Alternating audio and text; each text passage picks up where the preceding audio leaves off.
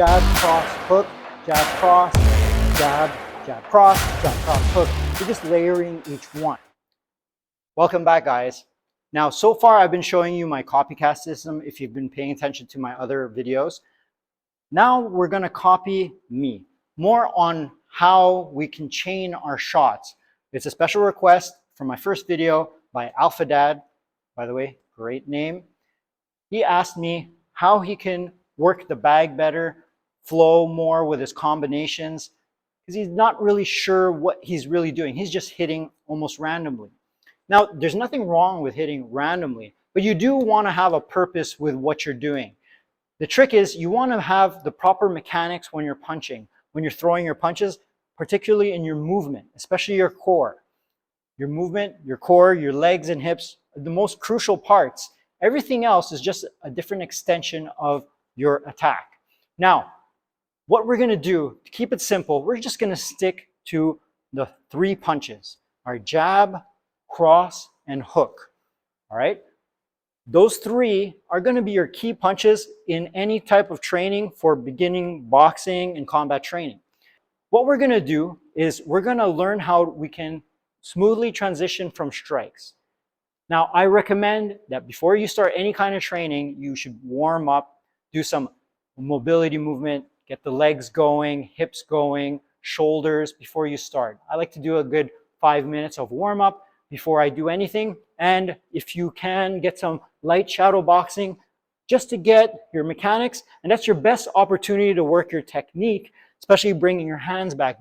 Develop that ability to get your hands back to your face to protect yourself all times, because you want to create good habits. How do we really chain our shots better when we're working the bag? I like to work each individual punch first. So I'm going to throw my jab first, and I like to throw a minimum of 10 up to 50 jabs when you're throwing just your jab. My magic number for starting jabs is 25. That way I can get good quality jabs, a good snap, and I can mix it up. Now, if you're a beginner, just stick to a technical jab. Now, if you're going to throw your jab, what you want to learn to do first is know the distance that you should be in the bag. This is way too close, at least for me, depending on your reach. If I'm here, look, the extension of my jab, you see how my elbow is slightly bent? I'm not getting full range on that jab. Also, if this was a fight and my opponent is this close, I'm in range to get hit just as much as I can hit him. So I want to be at a range where I feel like I can get out of harm's way, but I can also hit my opponent, especially when I engage and follow through in my punch with my body and my rotation. All right, so here's a good distance. Right here, notice my fist is about an inch or 2 away from the bag. But once I follow through, it lands, and look, it lands at its peak power of the punch, right? With the full extension of my jab. Try to gauge your distance accordingly. Now, once you get your jab going and you throw your 10 to 50 jabs, depending, again, on your level of experience and endurance, then you work your jab cross. Once you throw your jab, notice I'm already loaded to throw my cross. So when I throw my cross, I'm already loaded. I don't need to cock my hand back to land that rear hand. I just throw my jab. My jab, if I properly rotate my body, my fist is already loaded from this position. Notice my elbow is like in line with my rear leg. And then from there, I imagine my leg is throwing the punch. And my arm extends, and I rotate my shoulder and fist, and I land my cross. So your cross comes in here. Now, it's called a cross because you're crossing over. If you just throw it here, it's just a straight. I prefer going across because in a real fight, you're going to want to hit the button, which is right around here, the side of their chin jaw line. That's the money shot if you want to land some power. Nothing wrong with a straight shot, but that one is more superior, and it comes in a nicer angle. So try to work your cross a bit better. All right, so now that I know how to transfer my body weight, my jab, my weight transfers to the right, and then from the right, I'm loaded to throw my right cross. notice, yes, my weight is now transferred to my left. So if I throw my cross here, my weight's on my left. What comes next? Easily that lead hook. My previous video, I showed some details about the lead hook using Canelo Alvarez and Gennady Golovkin as an example. So if you want, take a look at that video and I show some little details on how you can weight transfer properly for that hook. So now that we know how to jab, cross, hook, we can chain our movements together efficiently. Now, if you're just beginning and you're trying to figure out how to do better with each shot, the easiest thing to do is find out what is in common with all of them. Now, what's in common with my jab and my cross? What isn't common is the body movement, the rotation. The rotation doesn't change, it's just changing from a different side. The jab and cross are very similar in the way they move. Just the jab's a little more straight, whereas the cross comes in on an angle a little bit more, if you want more power to knock out your opponent. So all you're really changing is a very minor detail if you think about it. Most of you is moving the same, again, just from a different side. So just mimic or mirror what's happening on the other side. That's one less thing to think about. Just do what the other side is doing. Same goes for the hook for the follow-up. Notice I'm here. Remember, when I said I throw my jab here, I'm loaded and I can throw my right. I'm loaded and I can throw my left again. Now, if I want, I can throw another jab. But I might as well land that lead hook. That way I land 2 power punches in a combination. Now, why am I sticking with just these 3 punches?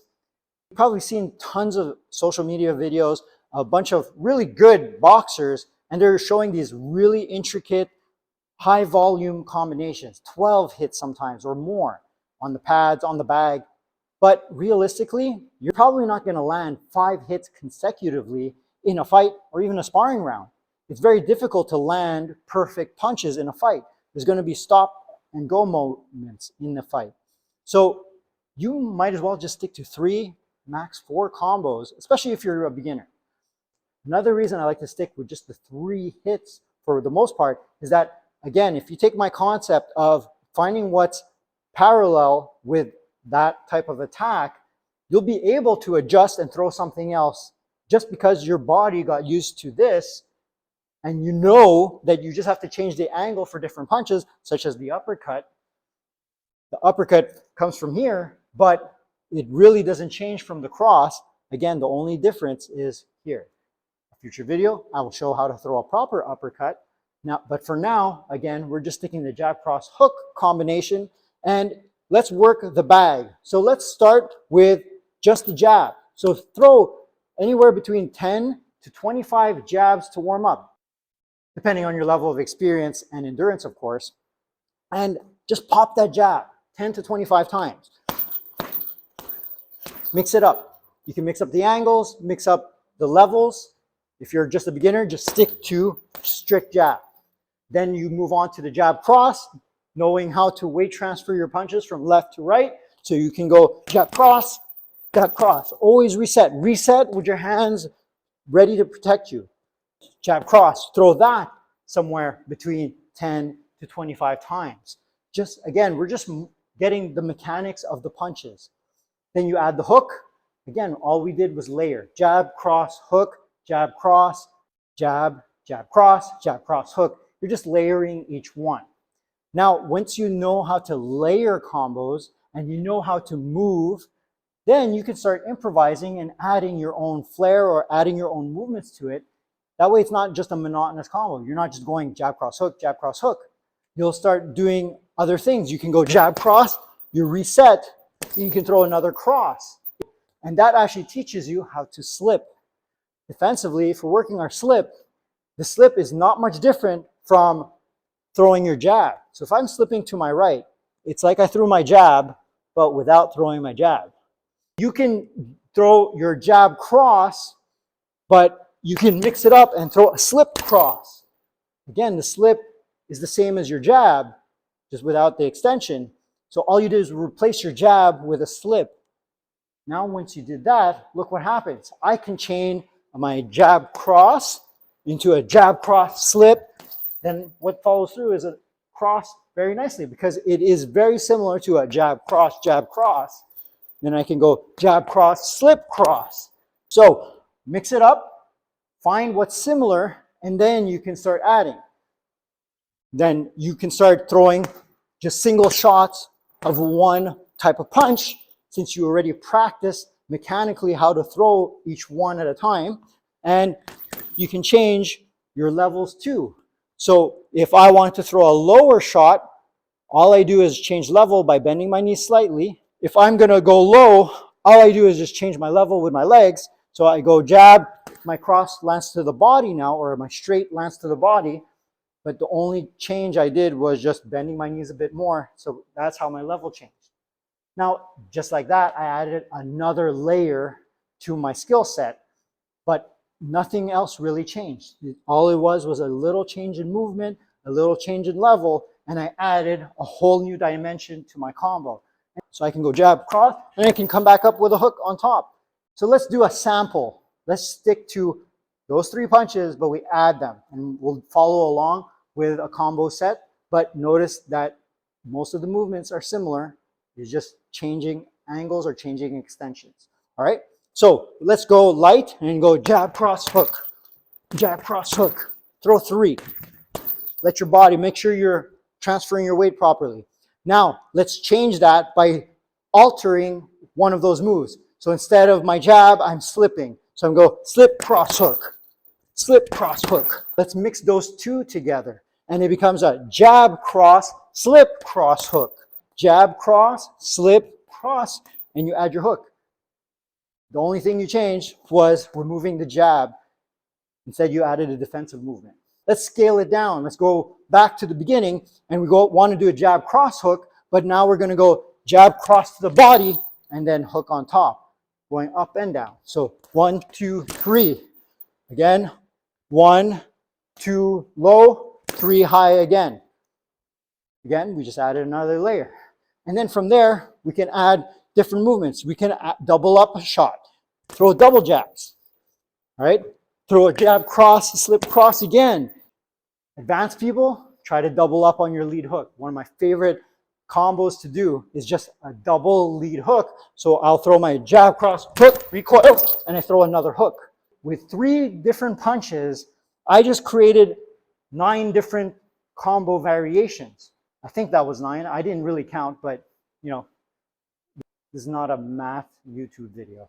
All right, so again, let's mix it out. Jab, cross, hook, jab, cross, slip, cross, hook, jab, cross, hook, go to the body, and then jab, cross, hook, hook.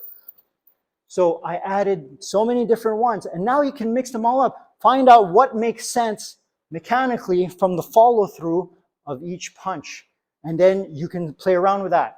Now, if you're advanced, you can start adding footwork. If you've seen my first video where I cover Mike Tyson, how he lateral shifts, if you want to learn how to shift like that, watch my first video. You can add that into your combinations. So it could look something like this. Hook, shift, throw another combo. So play with that. Find out what makes sense mechanically to throw the next shot.